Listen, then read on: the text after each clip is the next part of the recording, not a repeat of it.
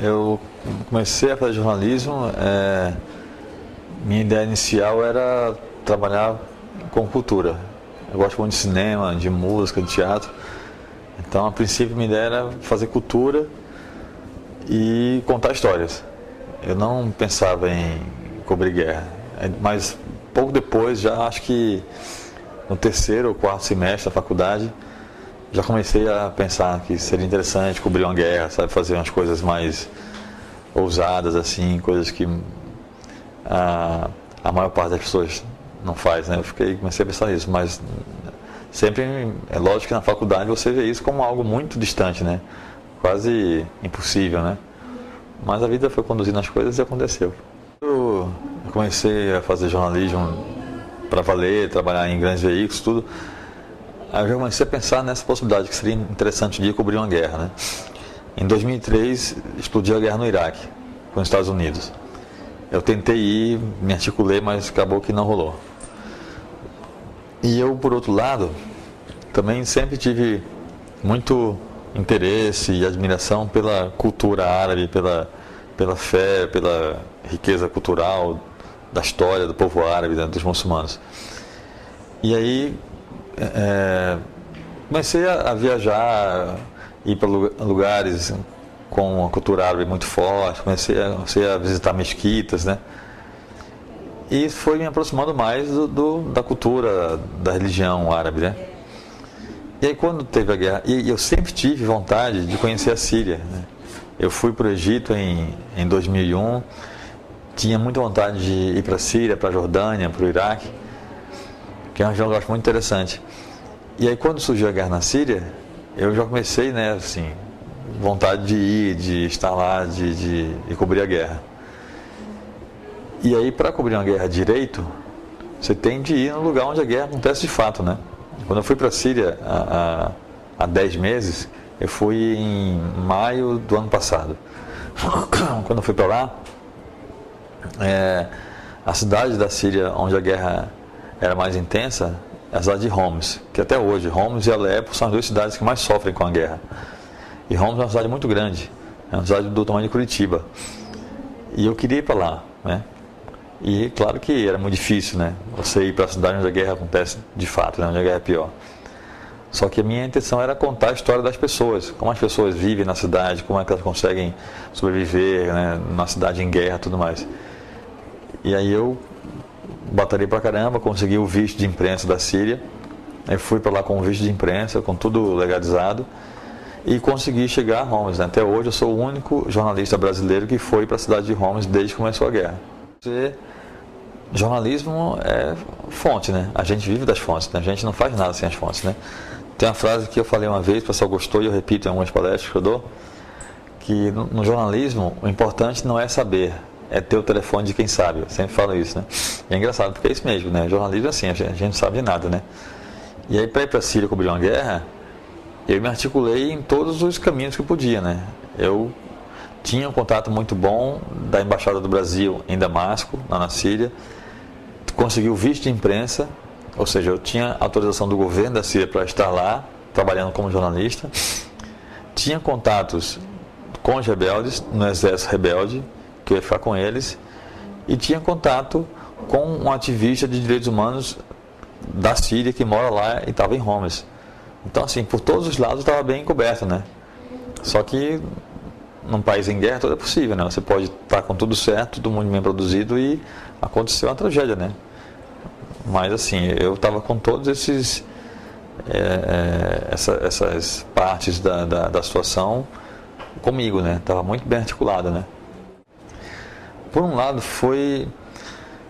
o que me frustrou foi de não ter feito, porque eu fui para a Síria, para Homs, com 2 objetivos. Um deles era eu ia ficar 6 dias lá. Eles me deram 1 semana de visto só. O governo da Síria me deu 1 semana de visto de imprensa.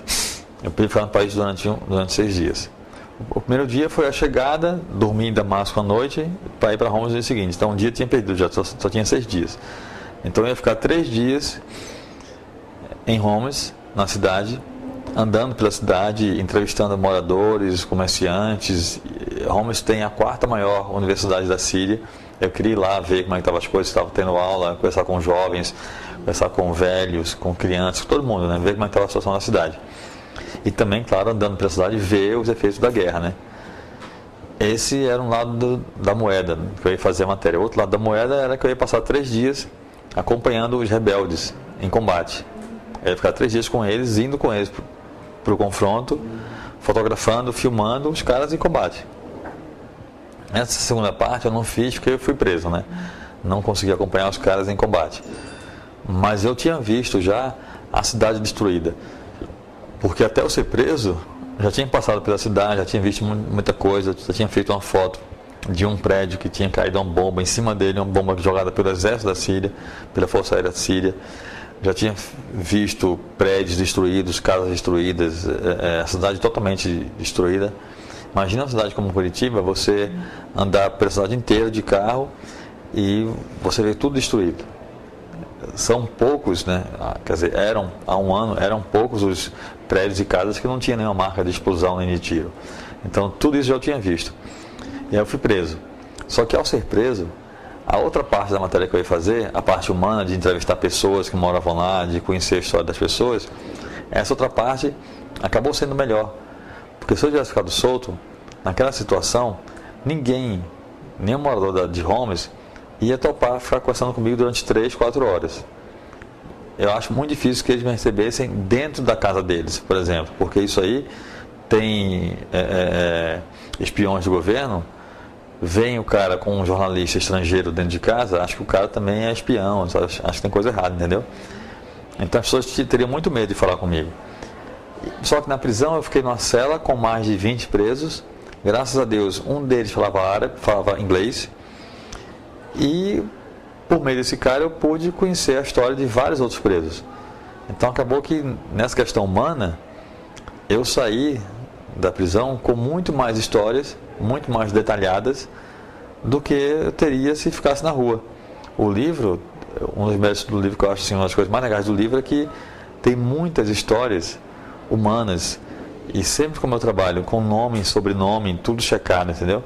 Tem histórias fantásticas de pessoas que eu conheci na prisão, pessoas de todas as áreas, de várias faixas etárias, rico, pobre, sabe, estudante, taxista, empresário, pessoas que eram meus companheiros de cela. E como tinha um cara que falava inglês, um cara de lá da região, e todos eram presos comuns, só eu que era estrangeiro, jornalista. Daí, conheci meu amigo que falava inglês, eu sabia a história de todos eles. E acabou que isso virou uma coisa maravilhosa para o livro, porque se eu ficasse solto, não teria essa riqueza de histórias, né? Eu fui para lá, eu tive de me preparar muito assim, mentalmente, espiritualmente, para considerar essa ideia, porque isso podia acontecer, né? 2 meses antes de eu chegar em Homs, houve um ataque do governo que matou um monte de gente, inclusive 2 jornalistas, uma americana e um francês. Tem um monte de jornalista morrendo em Homs, sendo preso, sendo sequestrado. Essa semana, eu acho que há 2, 3 dias, 4 jornalistas italianos foram sequestrados na Síria. E eu sei que isso está acontecendo. Então, assim, eu fui consciente de que poderia morrer. Eu não tenho vontade nenhuma de morrer, não queria morrer, mas eu fui preparado para isso. Até porque, se era algo que eu queria fazer, porque não foi ninguém que me mandou para lá, entendeu? Eu fui porque eu quis ir, foi a opção minha ir para lá. Então eu estava muito tranquilo. Se eu fosse morrer naquela situação, eu estaria tranquilo, sabe? Eu iria morrer onde eu queria estar, fazendo o que eu queria estar fazendo, né? Isso era muito claro para mim, sabe? Tanto é que nas situações mais extremas, assim, de risco de morte que eu passei lá, teve momentos em que eu tive certeza que eu ia morrer. E eu fiquei com medo, não queria morrer, mas era um medo tranquilo, não gritei, não esperneei, não fiquei desesperado.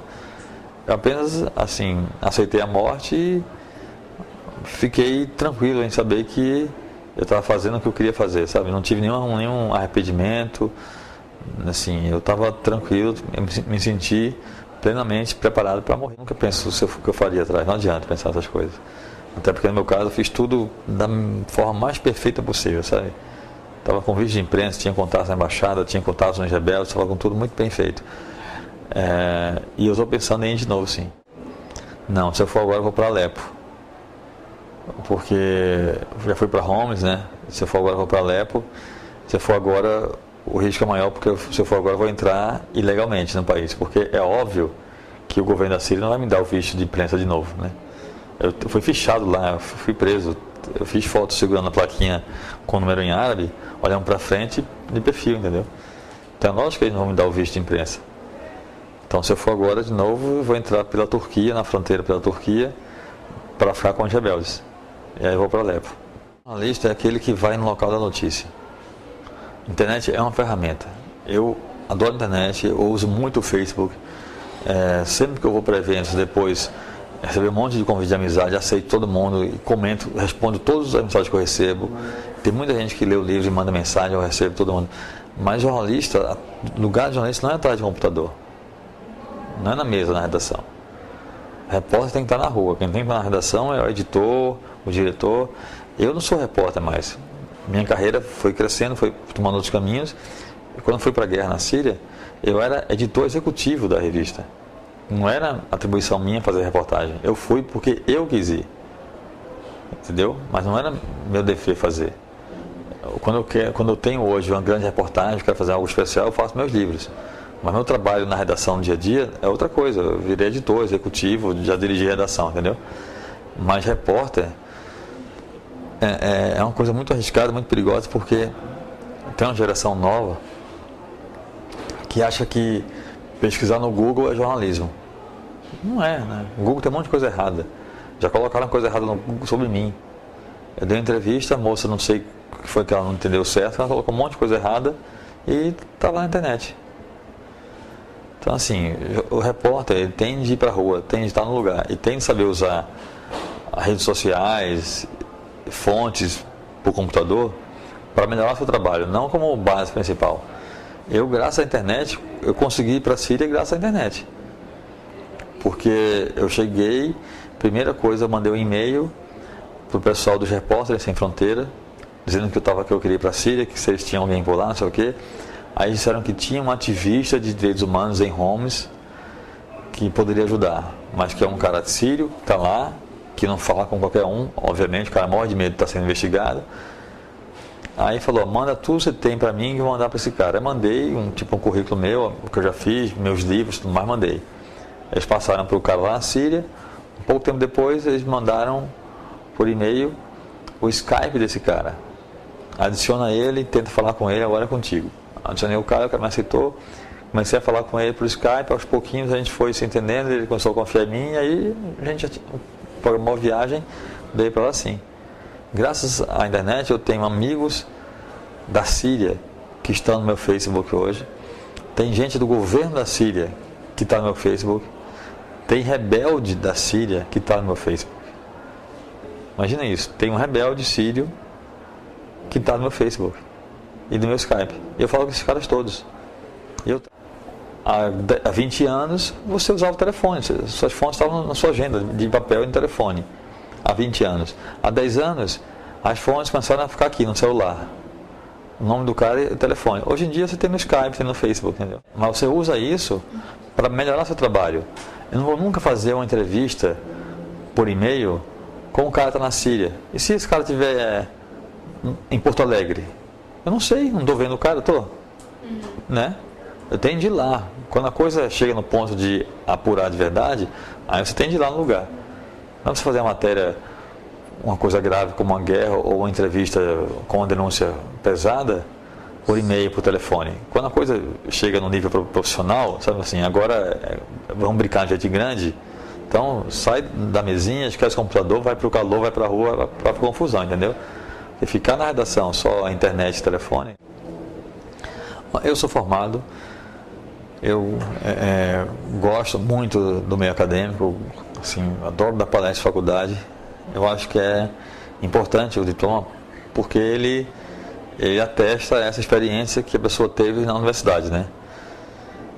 E na universidade você recebe muitas referências, você aprende coisas teóricas, você ouve palestras que também ajudam a enriquecer a sua experiência. E a gente vive num país que a gente sabe, se o diploma não for obrigatório, vai ter um monte de dono de empresa de comunicação colocando o filho, o sobrinho, o primo, a namorada do filho, o sobrinho do cunhado do irmão, vai avacalhar. Então, assim, o diploma é importante, ao menos para manter no mercado um mínimo de vagas para pessoas que se dedicaram a estudar aquilo, né? A nossa profissão, ninguém forma um jornalista na faculdade. O jornalista é um negócio que você já tem aquele bichinho em você, entendeu? É natural, entendeu? Eu, antes de fazer jornalismo, eu fiz engenharia mecânica. Eu sou engenheiro mecânico, me formei e trabalhei na área. Engenheiro mecânico você forma na faculdade, porque o cara tem que saber os cálculos, tem que saber construir aquilo, tem que saber as fórmulas, é outra coisa, né? A gente não, jornalista, o cara pode ficar 4 anos de faculdade, depois fazer mestrado, depois fazer doutorado. Se ele não for um cara sensível, inquieto, insatisfeito eternamente, curioso, esse cara nunca vai ser um bom repórter. Se ele quiser fazer carreira acadêmica, aí ele pode fazer faculdade, fazer um mestrado, fazer um doutorado e ficar na faculdade ensinando teoria. Ótimo, é importante pessoas assim. Mas jornalista de campo, na faculdade você recebe ferramentas. Mas se você não, mas tem coisas que ninguém ensina você. Ninguém vai ensinar você a ser curioso, sabe, a ser sensível, saber a hora de ouvir, saber a hora de falar, sabe, saber como se comportar numa situação inesperada, sabe. Isso ninguém ensina. Então, jornalista, repórter, ninguém ensina. Na faculdade a gente recebe assim, ferramentas, né? Mas ninguém vai formar um grande repórter na faculdade. Não, isso aí o cara já tem. A grande maioria dos jovens jornalistas tem essa coisa de achar que jornalismo é dar um Google, entendeu? Isso é muito perigoso, sabe? É claro que sempre tem um ou outro, né? Mas, por exemplo, na minha geração, a maioria era inquieta, entendeu? A maioria queria ir pra rua, queria fazer as coisas, sabe? Era insatisfeita, sabe? E hoje eu vejo o inverso. Hoje eu vejo que a maioria acha que tá na internet, tá no telefone, sabe assim? Vê isso, o cara dá um Google. Eu falei, não, eu não quero saber do Google. Assim, ao menos telefone para a pessoa, pergunta isso à fonte diretamente, entendeu? Tem muito isso. Isso é uma coisa que a gente tem de... Esse é um trabalho que a universidade pode fazer. Essa coisa de cobrar, de alertar, de ficar no pé dizendo, a internet é só uma ferramenta, não é a verdade. É só para ajudar. A verdade está na rua, está nos fatos, está nas pessoas, não é no computador, entendeu? Isso é uma das coisas que a faculdade pode ajudar, entendeu?